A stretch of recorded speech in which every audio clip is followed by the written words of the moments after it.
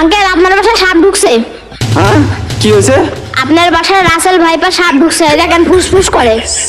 হ্যাঁ কই কই কই সাপ? হ্যাঁ কই কই কই সাপ? লাঠিটা আগে দিই। কই আঙ্কেল সাপ কই? ওই যে ফুসফুস করে, মনে হয় বাথরুমে আছে। চলো।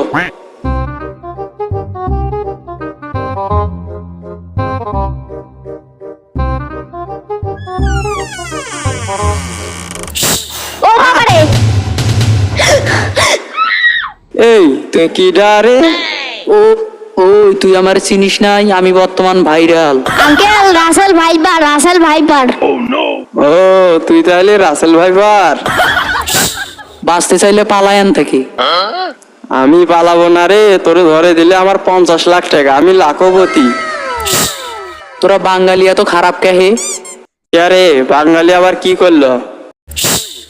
তোরা বাঙালি এত খারাপ কেহে? আমার মতো নিরীহ প্রাণিক মারিয়া তোরা 50 লাখ টাকা পুরস্কার নিবে চাইস?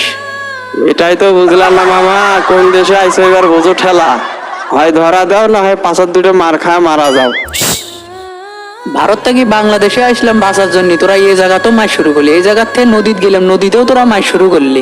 নদীর থাকি গ্রামে গেলাম, ওখানেও মাছ শুরু করলি। রন থাকি বাঁচার জন্য শহরের বাথরুমে আসলাম, এখানেও তুই লাঠি নিয়ে আলি। আমি যাবো কোনে রে ভাই? আমরা বাঙালি জাতি, করোনা চেয়ে বেশি শক্তিশালী। করোনা আমাদের কিছু করতে পারে নাই, আর তুই আলছিস রাসেল ভাইপার। হয় ধরা দে, না হয় টাকা দে, না হয় ইন্ডিয়ায় পালা, নাতেই এই যে বাড়ি।